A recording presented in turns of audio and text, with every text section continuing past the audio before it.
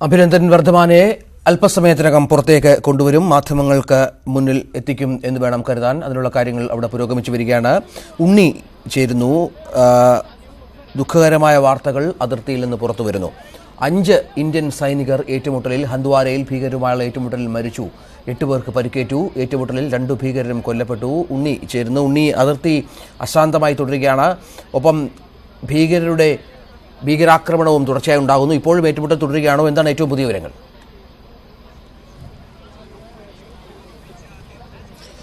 രാവിലെയാണ് ഈ ഏറ്റുമുട്ടൽ ഉണ്ടായിരിക്കുന്നത്. ഹന്ദ്വാരയിൽ നടന്ന ഏറ്റുമുട്ടലിലാണ് 5 പേർക്ക് ജീവൻ നഷ്ടമായിരിക്കുന്നത്. 2 ജവാന്മാർ, 2 ജമ്മു കാശ്മീർ പോലീസിലെ 2 പോലീസുകാർ, ഒപ്പം ഒരു പ്രദേശവാസി. ഇവർക്കാണ് ഈ ഏറ്റുമുട്ടലിൽ ജീവൻ നഷ്ടമായിരിക്കുന്നത്. ഇന്ന് രാവിലെ കുപ്വാര ജില്ലയിലെ ഹന്ദ്വാരയിൽ ഭീകരർ ഒളിച്ചിരിക്കുന്നതായി വിവരം ലഭിച്ചതിനെ തുടർന്ന് അവിടെ എത്തുകയായിരുന്നു സൈന്യവും പോലീസും അടങ്ങുന്ന സംയുക്ത സംഘം ഈ ഭീകരരെ വധിക്കാനായി ശ്രമിച്ചു. രണ്ടുപേരെ വെടിവയ്പ്പിന് ശേഷം അവർ കൊല്ലപ്പെട്ടു എന്ന് കരുതി തിരച്ചിൽ നടക്കുന്നതിനിടെ മൃതദേഹത്തിനടുത്തെത്തിയപ്പോൾ ഇതിൽ ഒരാൾ കൊല്ലപ്പെട്ടിരുന്നില്ല. കൊല്ലപ്പെട്ടു എന്ന മട്ടിൽ അയാൾ അവിടെ കിടക്കുകയായിരുന്നു. അയാൾ ഉടൻ തന്നെ തോക്കെടുത്തുകൊണ്ട് അവിടെ ഉണ്ടായിരുന്ന എല്ലാവർക്കും എതിരെ വെടിയുതിർക്കുകയാണ് ചെയ്തത്. ഇതാണ് അപ്രതീക്ഷിതമായി ഇത്രയും വലിയ രീതിയിലുള്ള ജീവനഷ്ടമുണ്ടാകാൻ കാരണമായിരിക്കുന്നത്. അതിൽ 2 ഭീകരരെയും വധിക്കാൻ സൈന്യത്തിന് കഴിഞ്ഞിട്ടുണ്ട്. പിന്നീട് ഈ സംയുക്ത ഓപ്പറേഷനിൽ തന്നെ, അതായത് ഒരു കണക്കുകൂട്ടലിലെ പിഴവ്, 2 പേരും മരിച്ചു എന്ന് കരുതി അവിടെ സമീപത്ത് മൃതദേഹങ്ങൾ റെയ്ഡിൽ പരിശോധിച്ച് അത് ഉറപ്പാക്കാൻ പോയപ്പോഴാണ് അതിൽ ഒരാൾ വെടിയുതിർത്തുകൊണ്ട് എല്ലാവരെയും വെടിയുതിർത്തുകൊണ്ട് ഇത്തരത്തിലുള്ളൊരു ആക്രമണം നടത്തിയിരിക്കുന്നത് ഭീകരർ.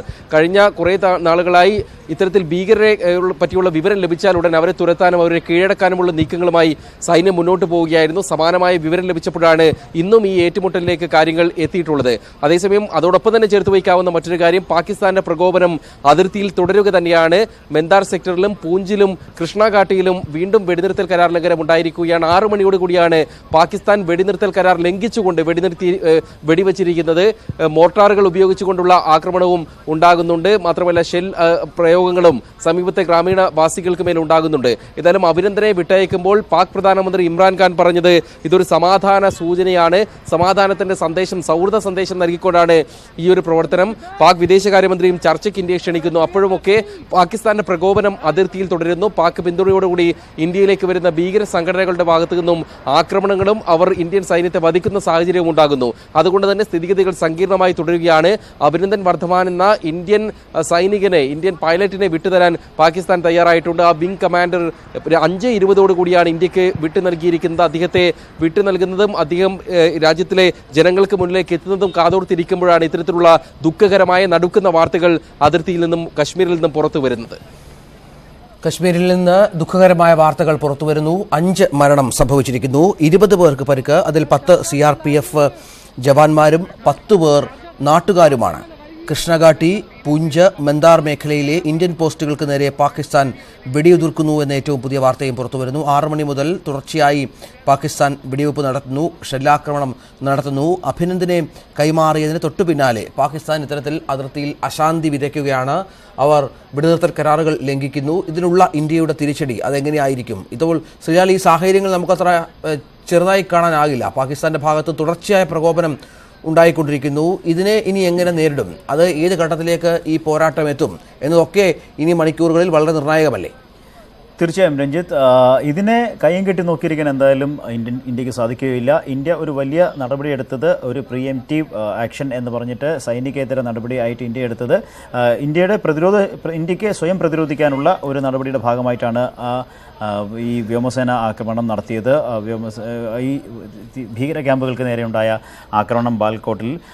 അതിനുശേഷമാണ് മറ്റു ചില നടപടികളുണ്ടായത്. പാകിസ്ഥാൻ തിരിച്ചടിക്കാൻ ശ്രമിച്ചു, നമ്മൾ അവരെ തുരത്തി. അതിനിടയിൽ ആണ് നമ്മുടെ ഒരു വിംഗ് കമാൻഡർ അവരുടെ പിടിയിലാകുന്നതും. ആ വിംഗ് കമാൻഡറെ നമുക്ക് തിരിച്ചു കിട്ടിയിരിക്കുന്നു, നമുക്ക് അവർ തന്നിരിക്കുന്നു. പക്ഷേ പാകിസ്ഥാൻ അവരുടെ നിലപാടിൽ യാതൊരു വിട്ടുവീഴ്ചയ്ക്കും തയ്യാറായിട്ടില്ല എന്നുള്ള സൂചനകളാണ് തൊട്ടു പിന്നാലെ ഉണ്ടായിരിക്കുന്നത്. അതായത് നമ്മുടെ വിംഗ് കമാൻഡർ അഭിനന്ദൻ വർദ്ധമാൻ ഇന്ത്യയിൽ എത്തിയതിന് പിന്നാലെ തന്നെ അതിർത്തിയിൽ പരക്കെ വെടിവെപ്പുണ്ടാകുന്നു. അതിനു മുമ്പ് തന്നെ രാവിലെ തൊട്ട് തന്നെ അതിർത്തിയിൽ അശാന്തി ഉണ്ടാക്കാനുള്ള ശ്രമങ്ങൾ വളരെ സജീവമായി തന്നെ പാകിസ്ഥാൻ ഒരുക്കിയിരുന്നു.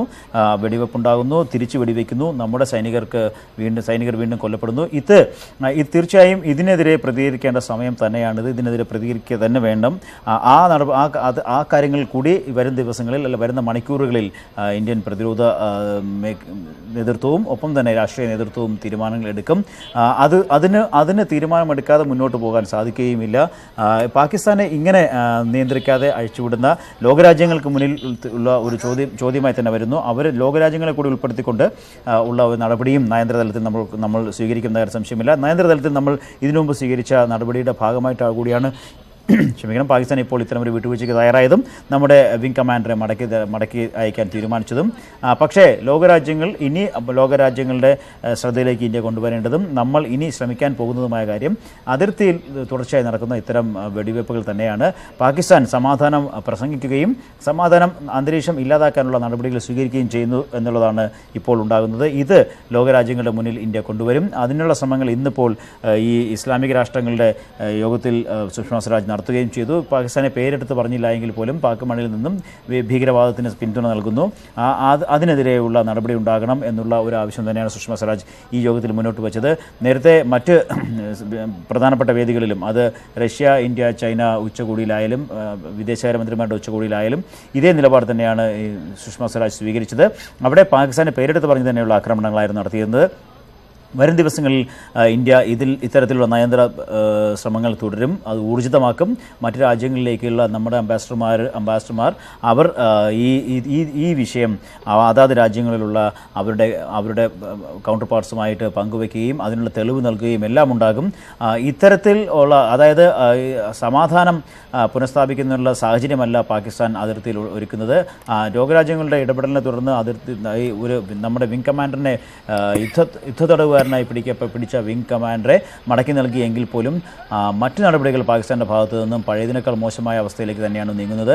അവിടെ പാകിസ്ഥാൻ ഒരു കാരണവശാലും അത് അവസാനിപ്പിക്കുന്നതിനോ അതിൽ അയവുണ്ടാകുന്നതിനോ ഉള്ള ഒരു നടപടിയും പാകിസ്ഥാൻ സ്വീകരിക്കുന്നില്ല എന്ന് തന്നെയാകും ഇന്ത്യ ഇനി ലോകരാജ്യങ്ങളുടെ മുന്നിൽ വയ്ക്കാൻ പോകുന്നത്. ലോകരാജ്യങ്ങളുടെ മുന്നിൽ നയതന്ത്രതലത്തിൽ ഇന്ത്യ വയ്ക്കുന്ന നടപടികൾ ഒരു ഭാഗത്ത് നടക്കുമ്പോഴും ഇന്ത്യ ഇക്കാര്യത്തിൽ ചില ഉറച്ച നിലപാടുകൾ വരും ദിവസങ്ങളിൽ സ്വീകരിക്കുമെന്ന് തന്നെയാണ് പ്രതീക്ഷിക്കേണ്ടത്. കാരണം അല്ലെങ്കിൽ ഇപ്പോൾ എടുത്ത ഈ നടപടി, ഇപ്പോൾ ഈ കഴിഞ്ഞ ദിവസങ്ങളിൽ സ്വീകരിച്ച നടപടി, അതായത് പാകിസ്ഥാനിലെ ഭീകര ക്യാമ്പിന് നേരെ നടത്തിയ ആക്രമണം, അത് എന്തിനായിരുന്നു എന്ന ചോദ്യത്തിന് മറുപടി പറയാൻ ഇന്ത്യക്ക് ബുദ്ധിമുട്ടേണ്ടി വരും.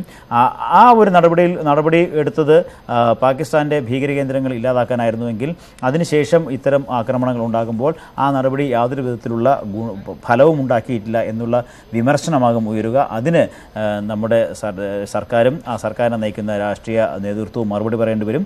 അതുകൊണ്ടുകൂടി തന്നെ ചില നടപടികൾ എന്തായാലും ഇന്ത്യയുടെ ഭാഗത്തുനിന്ന് ഉണ്ടാകും. ഇന്ത്യയുടെ ഭാഗത്തുനിന്ന് ഉണ്ടാകുകയും വേണം. നമ്മുടെ ജവാന്മാരെ ഇങ്ങനെ കൊല്ലാൻ വിട്ടുകൊടുത്തുകൊണ്ട് മുന്നോട്ട് പോകുക എളുപ്പവുമല്ല. പാകിസ്ഥാന് ഇക്കാര്യത്തിൽ ചില നടപടികൾ, പാകിസ്ഥാന് മേൽ ഇക്കാര്യത്തിൽ ശക്തമായ സമ്മർദ്ദം ചെലുത്തേണ്ടി വരും. അത് യുദ്ധത്തിലേക്ക് പോകണം എന്നുള്ള ഒരു രീതിയിലുള്ള പ്രയോഗമല്ല ഞാനിവിടെ ഉദ്ദേശിച്ചത്. അതിന് ഇന്ത്യക്ക് സാധിക്കാവുന്ന എല്ലാ തലങ്ങളിലും അതിനുള്ള നടപടികൾ സ്വീകരിക്കണം. അങ്ങനെ ഇന്ത്യ സാധിക്കാവുന്ന എല്ലാ രീതിയിലും പാകിസ്ഥാനെ ഒറ്റപ്പെടുത്താനുള്ള നടപടികൾ ഉണ്ടാകണം. ആ നടപടികൾ ഉണ്ടായാൽ മാത്രമേ ഈ ഒരു തലത്തിലേക്ക് കാര്യങ്ങൾ എത്തുകയുള്ളൂ. അല്ലാത്ത പക്ഷം ഒരു കാരണവശാലും ഇതിങ്ങനെ മുന്നോട്ട് പോവുക സാധ്യമല്ല.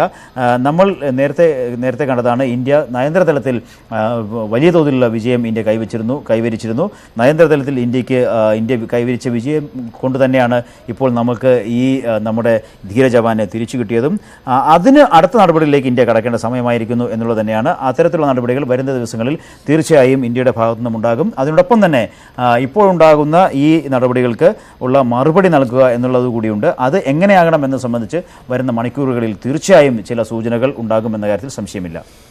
ശത്രുരാജ്യത്തെ പട്ടാളത്തിന് മുന്നിൽ തലകുനിക്കാതെ അക്ഷോഭ്യനായി നിന്ന വിംഗ് കമാൻഡർ അഭിനന്ദൻ വർത്തമാൻ രാജ്യത്ത് തിരിച്ചെത്തി. ഏതാനും നിമിഷങ്ങൾക്കകം അദ്ദേഹം പുറത്തേക്ക് എത്തുമെന്ന് പ്രതീക്ഷിക്കാം. അവിടെ ചില നടപടികൾ പൂർത്തിയാക്കേണ്ടതുണ്ട്. പ്രധാനപ്പെട്ട ഉദ്യോഗസ്ഥരുമായി സംസാരിക്കുന്നു, തൻ്റെ പാകിസ്ഥാനിലെ അനുഭവങ്ങൾ പങ്കുവെക്കുന്നു. പട്ടാളക്കാരുടെ ഭാഗത്തു നിന്ന് പാക് പട്ടാളം എങ്ങനെയാണ് പെരുമാറിയത്, നാട്ടുകാരുടെ ഭാഗത്ത് നിന്ന് ആദ്യഘട്ടത്തിലുണ്ടായ മോശം അനുഭവങ്ങൾ, ഒപ്പം പാക് സൈന്യം എന്ത് സുരക്ഷ, എന്ത് തരത്തിലുള്ള പരിഗണന നൽകി ഒരു യുദ്ധഘടന എന്ന രീതിയിലുള്ള കാര്യങ്ങൾ, ജനീവ കൺവെൻഷനുമായി ബന്ധപ്പെട്ട പാലിക്കേണ്ട നടപടിക്രമങ്ങൾ, അത്തരത്തിൽ ഒരുപാട് കാര്യങ്ങൾ മനസ്സിലാക്കേണ്ടതുണ്ട്. ഒപ്പം മെഡിക്കൽ പരിശോധനയും അനിവാര്യമാണ്. നമുക്കറിയാം, ഏതാണ്ട് 2 ദിവസത്തോളം പാക് സൈന്യത്തിൻ്റെയും നാട്ടുകാരുടെയും ഒക്കെ പക്കൽ പെട്ടിരുന്ന നമ്മുടെ ധീര കമാൻഡർക്ക് ആവശ്യമായ ചികിത്സാ സഹായം ലഭിക്കേണ്ടതുണ്ട്. അതിനുശേഷം അദ്ദേഹത്തെ അമൃത്സറിലേക്ക് കൊണ്ടുപോകും. റോഡ് മാർഗം അമൃത്സറിൽ നിന്ന് വിമാനമാർഗം ഡൽഹിയിലേക്ക് കൊണ്ടുപോകുമെന്ന രീതിയിലാണ് ഇപ്പോൾ കാര്യങ്ങൾ ആസൂത്രണം ചെയ്തിരിക്കുന്നത്. വലിയ സുരക്ഷ വാഗ അതിർത്തിയിൽ ഒരുക്കിയിരിക്കുന്നു. രാവിലെ മുതൽ നൂറുകണക്കിന് 10,000-കണക്കിന് ആളുകൾ അവിടെ എത്തി അദ്ദേഹത്തെ സ്വീകരിക്കാനായി എത്തിയിരുന്നു. അപ്പോഴേക്കും ഇത്തരത്തിൽ കാര്യങ്ങൾ വൈകുകയാണ്. ചില കാര്യങ്ങൾ പൂർത്തിയാക്കേണ്ടതുണ്ട്, അതുകൊണ്ട് കാര്യങ്ങൾ വൈകുകയാണ്. ഏതാനും നിമിഷങ്ങൾക്കകം തന്നെ ഒരുപക്ഷെ അദ്ദേഹവുമായി പുറത്തേക്ക് വാഹനവ്യൂഹം കടന്നു വരുമെന്ന് പ്രതീക്ഷിക്കാം. മാധ്യമങ്ങൾക്ക് മുന്നിൽ അദ്ദേഹത്തെ എത്തിക്കും. ഏറ്റവും ഒടുവിൽ നമുക്ക് ലഭിക്കുന്ന വിവരമനുസരിച്ചാണെങ്കിൽ 8 മണിയെങ്കിലും ആകും നമ്മുടെ വിംഗ് കമാൻഡർ അഭിനന്ദൻ വർദ്ധമാനെയും കൊണ്ട് അവിടെ നിന്നും നമ്മുടെ ഈ CRPF ജവാന്മാർ തിരിക്കുന്നതിന് 8 മണിയോടെയെങ്കിലും ആകും എന്നുള്ള ഒരു സൂചനയാണ് നമുക്ക് ലഭിക്കുന്നത്. അതിന് ചില സാങ്കേതിക തടസ്സങ്ങൾ ആണ് ഇപ്പോൾ അതിന് കാരണമായി പറയുന്നത്. ചില പേപ്പർ വർക്കുകൾ ബാക്കിയാകുന്നു, ചില രേഖകൾ, ചില അനുമതി പത്രങ്ങൾ നൽകേണ്ടതും വാങ്ങേണ്ടതുമുണ്ട്. അതോടൊപ്പം തന്നെ ചില പരിശോധനകൾ കൂടി ബാക്കിയുണ്ട്. അതുകൂടി പൂർത്തിയാക്കിയ ശേഷം മാത്രമേ അവിടെ നിന്നും പുറപ്പെടുകയുള്ളൂ. അതുകൊണ്ട് തന്നെ ഇതിന് ഏതാണ്ട് 8 മണി വരെ സമയമെടുക്കും. 8 മണിയോടെ അവിടെ നിന്നും അമൃത്സറിലേക്ക് പുറപ്പെടും എന്നാണ് അമൃത്സറിൽ ലഭിച്ചിരിക്കുന്ന വിവരം. അമൃത്സറിൽ അദ്ദേഹത്തിൻ്റെ കുടുംബത്തിന് നൽകിയിരിക്കുന്ന വിവരം അനുസരിച്ചാണെങ്കിൽ 8 മണിയോടെ ഇവിടെ നിന്ന്, അതായത് വാഗയിൽ നിന്നും, അട്ടാരി വാഗ ബോർഡറിൽ നിന്നും 8 മണിയോടെ പുറപ്പെടും. അവിടെ നിന്ന് ഏതാണ്ട് മുക്കാൽ മണിക്കൂറിനുള്ളിൽ, അതായത് 8:30-ഓടെയോ 8:40-ഓടെയോ അമൃത്സറിലെത്തും. അപ്പോൾ കുടുംബത്തിന് കാണാനുള്ള അവസരം ഉണ്ടാകുമെന്നുള്ള സൂചനകൾ ആണ് നമുക്ക് ലഭിക്കുന്നത്. ഇത്തരത്തിലുള്ള വിവരങ്ങളാണ് കുടുംബത്തെ അറിയിച്ചിട്ടുള്ളതായി നമുക്ക് ലഭിക്കുന്ന വിവരം. എന്തായാലും 8 മണി വരെ സമയമുണ്ട്. 8 മണിക്ക് മാത്രമേ അവിടെ നിന്നും പുറപ്പെടുകയുള്ളൂ എന്നാണ് ഇപ്പോൾ ലഭിക്കുന്ന വിവരം. അതിനു മുമ്പ് ഒരു പക്ഷേ ഈ നടപടിക്രമങ്ങൾ പൂർത്തിയാകുകയാണ് എങ്കിൽ ഒരു പക്ഷേ അതിനു മുമ്പും അവിടെ നിന്ന് പുറപ്പെട്ടേക്കാം. പക്ഷേ 8 മണിയെങ്കിലും ആകും അവിടെ നിന്ന് പുറപ്പെടാൻ എന്നാണ് ഏറ്റവും ഒടുവിൽ ലഭിക്കുന്നത്. 2.5 മണിക്കൂറോളം നീളുന്ന നടപടിക്രമങ്ങൾ 5:22 കൈമാറുന്നു. അതിനുശേഷം ഇപ്പോൾ അത്തരത്തിൽ കാര്യങ്ങൾ. TP ശ്രീനിവാസൻ ടെലിഫോൺ ലൈനിലുണ്ട്. TP ശ്രീനിവാസൻ, ഏതാണ്ട് 1.5 മണിക്കൂർ പിന്നിടുന്നു, 2 മണിക്കൂറിന് അടുത്ത് വരുന്നു ഈ നമ്മുടെ അഭിമാനമായ കമാൻഡറെ ഇന്ത്യക്ക് കൈമാറിയിട്ട്. ഇപ്പോൾ നടപടിക്രമങ്ങൾ കുറെ കൂടി പൂർത്തിയാക്കാനുണ്ടെന്ന് അറിയുന്നു. 8 മണിയോടുകൂടി മാത്രമേ അദ്ദേഹം അമൃത്സറിലേക്ക് അദ്ദേഹത്തെ കൊണ്ടുപോകൂ എന്നും അറിയുന്നു. ഈ കാര്യങ്ങളൊക്കെ ചോദിച്ച് മനസ്സിലാക്കുക, അവിടെ നടന്ന അനുഭവങ്ങൾ ഉദ്യോഗസ്ഥർക്ക് മനസ്സിലാക്കാനുള്ള സമയമെടുക്കുക, അത്തരത്തിലായിരിക്കുമോ അവിടെ ഇപ്പോൾ നടപടികൾ പുരോഗമിക്കുന്നത്? അല്ല, അതിനേക്കാൾ കൂടുതൽ ഇപ്പോഴത്തെ നമ്മുടെ കൺസേൺ അദ്ദേഹത്തിന്റെ ആരോഗ്യമായിരിക്കും എന്നുള്ളതാണ് എനിക്കിപ്പോൾ. കാരണം മറ്റേതിനൊക്കെ സമയമുണ്ടല്ലോ, ധൃതിയില്ല. പക്ഷെ അദ്ദേഹത്തിന് എന്തെങ്കിലും മുറിവുകൾ പറ്റിയിട്ടുണ്ടോ, എന്തെങ്കിലും അദ്ദേഹത്തിന്റെ ആരോഗ്യത്തിന് എന്തെങ്കിലും പ്രശ്നങ്ങൾ ഉണ്ടായിട്ടുണ്ടോ എന്ന് പരിശോധിക്കാനല്ലോ ഇപ്പോൾ ചെയ്യുന്നത്. അപ്പൊ അത് പെട്ടെന്ന് നടക്കുന്ന കാര്യമല്ല. പല കാര്യങ്ങളിലും ഡോക്ടർമാർക്ക് അന്വേഷിക്കേണ്ടി വരും. അദ്ദേഹത്തിന് മുഴുവനായി ഫിറ്റായിട്ട് പ്രഖ്യാപിച്ചാൽ മാത്രമേ അദ്ദേഹത്തിന് ജനങ്ങളോട് സംസാരിക്കാനോ അല്ലെങ്കിൽ വീട്ടിൽ പോകാനോ ഒക്കെ കഴിയുള്ളൂ. അപ്പൊ അതുകൊണ്ട് ഈ മെഡിക്കൽ ചെക്കപ്പ് എന്നൊക്കെ പറഞ്ഞാൽ പെട്ടെന്ന് തീരുന്ന കാര്യങ്ങളല്ല. അപ്പൊ അതുകൊണ്ട് നമ്മൾ സമാധാനത്തോടു കൂടി കാത്തിരിക്കാൻ നിവൃത്തിയുള്ളൂ. അവരെ സംബന്ധിച്ചിടത്തോളം പ്രധാനമായിട്ടുള്ളത് ഇദ്ദേഹത്തിനെ പുറത്ത് കൊണ്ടുവരിക എന്നുള്ളതിനേക്കാളും അദ്ദേഹത്തിന്റെ ആരോഗ്യം സംരക്ഷിക്കുക എന്നുള്ളതാണ്. അതുകൊണ്ടാണ് ഈ താമസം വരുന്നതാണ്. ഇപ്പോൾ പാകിസ്ഥാൻകാർക്ക് ഇതിൽ കാര്യമൊന്നുമില്ല. അദ്ദേഹം മുഴുവനായും നമ്മളുടെ നിയന്ത്രണത്തിൽ തന്നെയാണ്. അതുകൊണ്ട് ആശങ്കയ്ക്ക് വഴിയില്ല. പക്ഷേ നമ്മളത് അദ്ദേഹത്തിനെ കാണാൻ ആഗ്രഹിച്ചുകൊണ്ടിരിക്കുകയായതുകൊണ്ട് നമുക്കൊരു നിരാശ തോന്നിയേക്കാം. പക്ഷെ അതിൽ വലിയ കാര്യമില്ല. ശ്രീനിവാസൻ, ഞങ്ങളുടെ നാഷണൽ നെറ്റ്വർക്കിൽ നിന്നും ലഭിക്കുന്ന സൂചനകളും വിവരങ്ങളും അനുസരിച്ചാണെങ്കിൽ അദ്ദേഹത്തിന്റെ ആരോഗ്യ പ്രശ്നങ്ങൾ ഒന്നും തന്നെയില്ല. ചില ആലോചനകൾ, ചില ഈ പേപ്പർ വർക്ക്സിന്റെ ഭാഗമായിട്ടും അതോടൊപ്പം തന്നെ പരിശോധനകൾ, അതോടൊപ്പം തന്നെ ചില ചർച്ചകൾ നടക്കുന്നത് കൊണ്ടാണ് വൈകുന്നത് എന്നാണ്. ആരോഗ്യ പ്രശ്നങ്ങളൊന്നുമില്ല, അദ്ദേഹം ആരോഗ്യവാനായി തന്നെ ഉണ്ട് എന്നുള്ള ഒരു വിവരം കൂടി ഞങ്ങളുടെ നാഷണൽ നെറ്റ്വർക്കിൽ നിന്നും ലഭിക്കുന്നുണ്ട്. പക്ഷെ ഡോക്ടേഴ്സ് അദ്ദേഹത്തിന് മുഴുവനായിട്ട് ക്ലിയർ ചെയ്ത് കഴിഞ്ഞു. അത്തരം മൈന്യൂട്ട് ഡീറ്റെയിൽസ് ഞങ്ങൾക്ക് ലഭിക്കുന്നില്ല. പക്ഷേ പ്രതിരോധ മന്ത്രാലയത്തിൽ നിന്നും വാഗ അതിർത്തിയിൽ നിന്നും ഞങ്ങൾ നാഷണൽ നെറ്റ്വർക്കിൽ ലഭിച്ച വിവരങ്ങളാണ് ഞാനിപ്പോൾ കൈമാറിയത്. അദ്ദേഹത്തിന്റെ ആരോഗ്യത്തിൽ താങ്കളുടെ വാക്കുകളിൽ ആശങ്ക ഉയർന്നതുകൊണ്ടാണ് ഞാൻ ഈ ഒരു വാർത്ത പങ്കുവച്ചത്. അല്ല, ആശങ്ക എന്നുള്ളത് അങ്ങനത്തെ അല്ല. ഒരു കാർ ആക്സിഡന്റ് ഉണ്ടായാൽ പോലും പോലീസുകാർ എത്ര മണിക്കൂർ എടുക്കും, ഡോക്ടർമാർ എത്ര മണിക്കൂർ എടുക്കും? അപ്പൊ അതനുസരിച്ച് നോക്കുമ്പോൾ ഇതിൽ എടുക്കുന്ന സമയം വളരെ കൂടുതലല്ല എന്നാണ് ഞാൻ പറഞ്ഞത്. തീർച്ചയായും അപ്പൊ അത് അംഗീകരിക്കേണ്ടിയിരിക്കുന്നു. ഒപ്പം ഈ പുറത്തുവരുന്ന വാർത്തകൾ അത്ര ശുഭകരമല്ല. അതിർത്തിയിലുടനീളം പാകിസ്ഥാന്റെ ആക്രമണങ്ങൾ ഉണ്ടാകുന്നു, ഷെല്ലാക്രമണം ഉണ്ടാകുന്നു. നമ്മുടെ 5 ജവാന്മാർ കൊല്ലപ്പെട്ടു ഏറ്റവും പുതുതായി ഭീകരമായുള്ള ഏറ്റുമുട്ടലിൽ. ഈ പാകിസ്ഥാന്റെ ഭാഗത്തു നിന്ന് സമാധാനമെന്നൊരു വശത്ത് പറയുമ്പോഴും അവർ തുടർച്ചയായി വീണ്ടും ഇത്തരം കാര്യങ്ങളിലേക്ക് കടക്കുകയാണ്. വരുന്ന മണിക്കൂറുകളിലും ദിവസങ്ങളിലും ഒക്കെ കൂടുതൽ ഇത്തരം സംഭവങ്ങളിലേക്ക് അവർ കടക്കുമെന്ന് തന്നെ പ്രതീക്ഷിക്കാമോ? തീർച്ചയായിട്ടും ഇപ്പോ സമാധാനവും യുദ്ധവും നയതന്ത്രവും എല്ലാം കൂടെ കൂട്ടിക്കൊഴിഞ്ഞു കിടക്കുകയാണ് ഇന്ത്യ പാകിസ്ഥാൻ ബന്ധങ്ങളിൽ. എവിടെ എന്ത് അവസാനിക്കുന്നു, എവിടെ ഏത് തുടങ്ങുന്നു എന്ന് യാതൊരു തീർച്ചയും ആർക്കും ഇല്ലാത്ത ഒരു സ്ഥിതിവിശേഷമാണ്. ഇതിങ്ങനെ സാധാരണ കാണാറില്ലല്ലോ.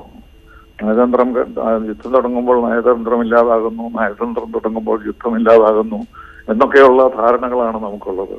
പക്ഷേ ഇവിടെ കാണുന്ന ഒരു വലിയ ഒരു കുഴഞ്ഞു മറിഞ്ഞ ഒരു വിശേഷമാണ്. കാരണം ഈ നയതന്ത്രത്തിലൂടെ ഇത് പരിഹരിച്ചു എന്ന് വിചാരിക്കുന്ന രാജ്യങ്ങൾ ഇപ്പോൾ ആശ്രയിക്കുന്നുണ്ടായിരിക്കും എന്താണ് സംഭവിച്ചത്.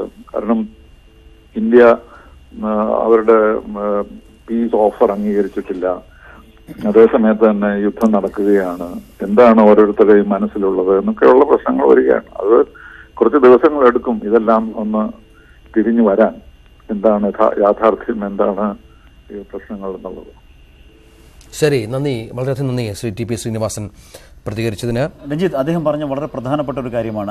അത് വളരെ പ്രധാനപ്പെട്ടത് ആകുന്നത് പാകിസ്ഥാന് മേൽ സമ്മർദ്ദം ചെലുത്തിയത് പാകിസ്ഥാന് മേൽ സ്വാധീനമുള്ള, നല്ല രീതിയിൽ സ്വാധീനമുള്ള രാജ്യങ്ങൾ തന്നെയാണ്. അതിപ്പോൾ UAE ആയാലും അമേരിക്ക ആയാലും ചൈന ആയാലും എല്ലാം പാകിസ്ഥാന് മേൽ അതിർത്തിയിലെ ഈ അശാന്തി അവസാനിപ്പിക്കണം, സംയമനം പാലിക്കണം, പ്രതിസന്ധികളിലേക്കും രൂക്ഷമായ ഏറ്റുമുട്ടലിലേക്കുള്ള കാര്യങ്ങളിൽ നീക്കരുത് തുടങ്ങിയ ആവശ്യങ്ങൾ ഉന്നയിച്ചത് ഈ രാജ്യങ്ങളാണ്. ഈ രാജ്യങ്ങളുടെ ആവശ്യങ്ങൾ ഉന്നയിച്ചതിൻ്റെ അപ്പുറവും പാകിസ്ഥാന്റെ ഭാഗത്തു നിന്നും ഇത്തരം പ്രകോപനങ്ങൾ ഉണ്ടാകുന്നുവെങ്കിൽ ഇനി അടുത്ത് എന്നുള്ള ചോദ്യം ആണ്. ആ ചോദ്യം അടുത്ത് ഇനി ബാക്കി ഉണ്ടാകാൻ പോകുന്നത് അല്ലെങ്കിൽ ബാക്കി ഉള്ളത് അത്ര ശുഭകരമായ കാര്യമല്ല എന്നുള്ളത് തന്നെയാണ്. ഇത്തരത്തിൽ രാജ്യാന്തര സമ്മർദ്ദം ഉണ്ടായിട്ടും പാകിസ്ഥാൻ വിട്ടുവീഴ്ചയില്ലാത്ത നിലപാടിലേക്ക് നീങ്ങുകയാണ് എങ്കിൽ തീർച്ചയായും ചില നടപടികൾ ഇന്ത്യൻ ഭാഗത്തു നിന്നും ഉണ്ടാകേണ്ടി വരും.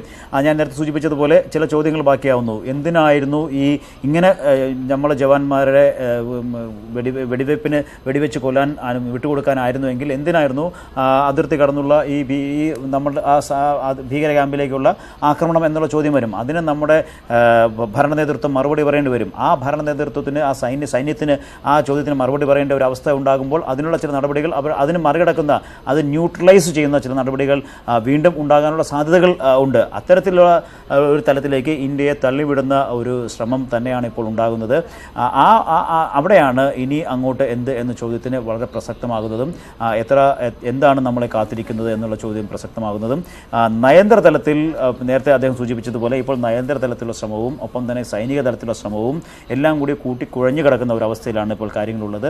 ഇവിടെ നിന്ന് ഇത് വേർതിരിച്ച് കൊണ്ടുപോവുകയും അത് സ്വാധീനമായി ശക്തമായ നടപടിയെടുക്കുന്ന തരത്തിലുള്ള സ്വാധീനമായി പാകിസ്ഥാന് മുകളിൽ എത്തിക്കുക എന്നുള്ളതാണ് ഇനിയിപ്പോൾ നമ്മുടെ മുന്നിലുള്ള അത്തരത്തിലാണ് കാര്യങ്ങൾ മുന്നോട്ട് പോകുന്നത്. അല്പസമയത്തിനകം തന്നെ അഭിനന്ദനമായി വാഹനവ്യൂഹം പുറത്തേക്ക് വരുമെന്ന് പ്രതീക്ഷിക്കാം.